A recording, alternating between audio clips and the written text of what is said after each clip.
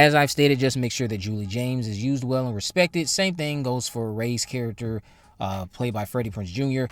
All I can say is that when it comes to Julie, whether that be 5 minutes of screen time, 10 minutes of screen time, however that may factor in, because people forget that no matter how much you actually see someone on screen, when you calculate the screen time, you'll be surprised that they might have only had 5 minutes or so.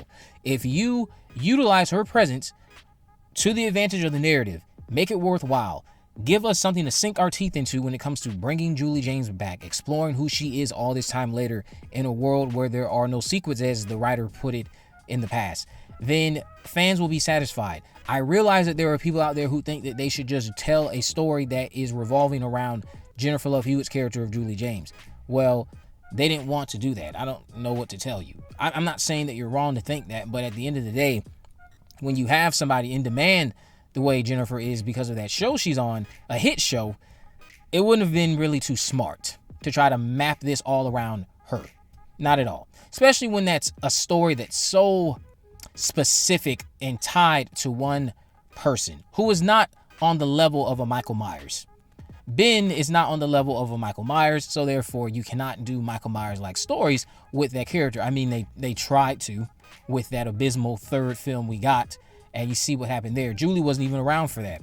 So in terms of Ray, because it seems like they have a child, Ray probably is going to get involved with said child early on, going to be like the Dewey of the story, but probably not dying just because of the fact they already know that we will expect him to die. I can see us being faked out with his death, thinking he's going to be Dewey'd off, but in the end, he's revealed to be alive or something like that. Maybe he's kidnapped, and that's what ultimately brings Julie back.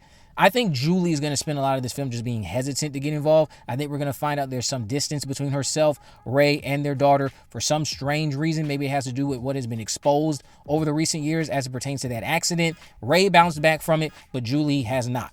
And we're going to learn about all of those things as the movie transpires.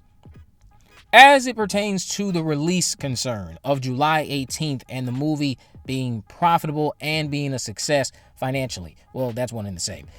The concern is surrounding the fact that it's sandwiched between a lot of hit films, and on that same date, that's when the Smurfs movie comes out. Correct me if I'm wrong. I think the Smurfs movie comes out on July 18th as well.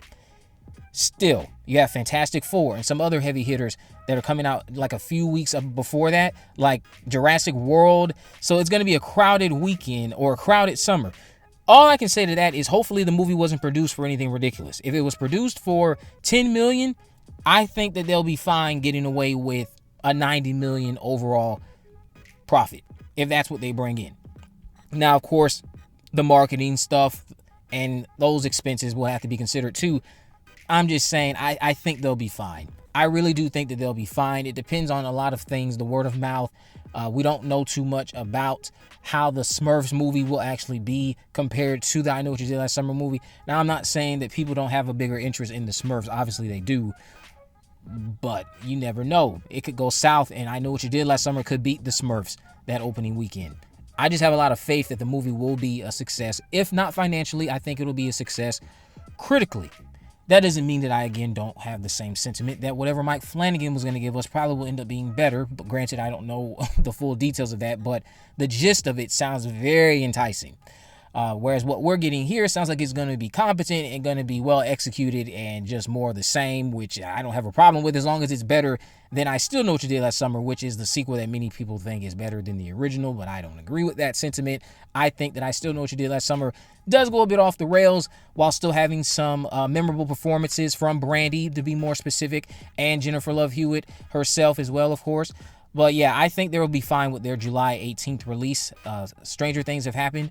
Maybe this won't be a Rio situation, because I feel like a lot of people who are concerned about this might be thinking about what Rio did to Scream 4.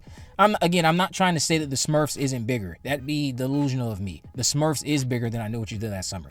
I'm just saying I have faith that it's going to do well.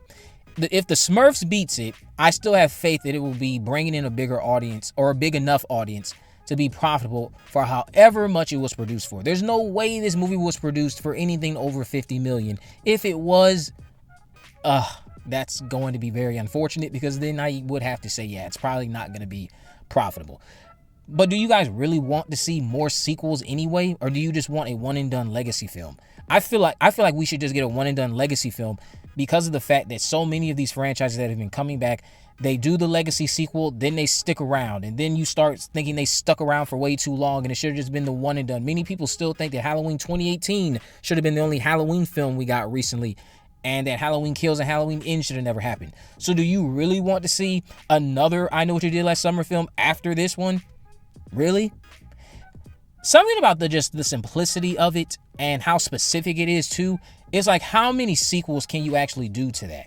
3 times spread out over multiple decades, especially when the first 2 films are connected to the same accident, that's believable enough. But I can't necessarily see this being a long ongoing franchise unless you try to do what that 3rd film failed to do, which was fall flat on its face by trying to become supernatural. And I don't want to see that happen again. So we'll see what comes of this. I really just think this is going to be a one and done, and that's mostly why I feel content with the fact that they'll be fine with their July 18th release. They're not necessarily looking to be a flop, but they're also not necessarily looking to be the next big thing to open the door to other sequels. Because again, how many sequels can you really do with a specific scenario like what unfolds in I Know What You Did Last Summer? Ben's story with Julie, Ray, their friend group, and how that spread out over 2 films, and they tried to expand it for a 3rd film. That didn't work. So how could you make it work now? Unless you try to stretch it out even further beyond what we got with I Still Know What You Did Last Summer, where we have even more unresolved conflicts and plot threads that stretch out over 2 more films potentially. I just don't see it working. It's too narrow. It's too narrow of a concept. That's why at some point, if it becomes, I guess, an ongoing franchise, it'd be best to just take a new approach with I Know What You Did Last Summer. Take the approach that Mike Flanagan was going down. All new characters, no legacy stars, none of that. It's a completely new take on what I Know What You Did Last Summer is. Obviously, at that point, you get the argument that, oh, don't call it that then. I'm just saying that's how you could tackle it if the studio decides to keep going with it. And you know they are going to want to do that if the movie is profitable, because at the end of the day, all that matters is making money. But I don't see this being an ongoing franchise. Do you guys even want to see that for I Know What You Did Last Summer? Or do you agree that it's just way too narrow and not broad enough to last that long? Unless you start tackling different approaches and still slapping the I Know What You Did Last Summer title onto it. As for Brandy and her return, again, I wouldn't mind Carla coming back. I just think the chances of it right now are slim. If she does appear, I wouldn't expect it to be anything substantial or anything worthwhile. Just something to pop in and say, hey guys, I'm still friends with Julie James, and that's about it. And if you're content with that, that's fine. I, again, will stress to you that I'm not up for that. I would rather see Carla used in a substantial way, but I get that so many people just would like to see Brandy's face, and that's all there is to it.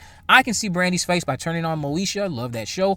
I can listen to Brandy's music, watch her music videos, and I'll be content with that. Or I can just turn on I Still Know What You Did Last Summer and get my full dose of Carla that way. You guys let me know what you think about all this down in the comment section below. If you haven't already, of course, make sure you subscribe, turn on post notifications every time there's a video. In the description, I'll have links to my social media accounts. I'm on Facebook, Twitter, and Instagram. You can message me there, of course. Let me know if there are any movies, news, or reviews you'd like me to cover in the future. And with all that in mind, guys, I will see you in the next video.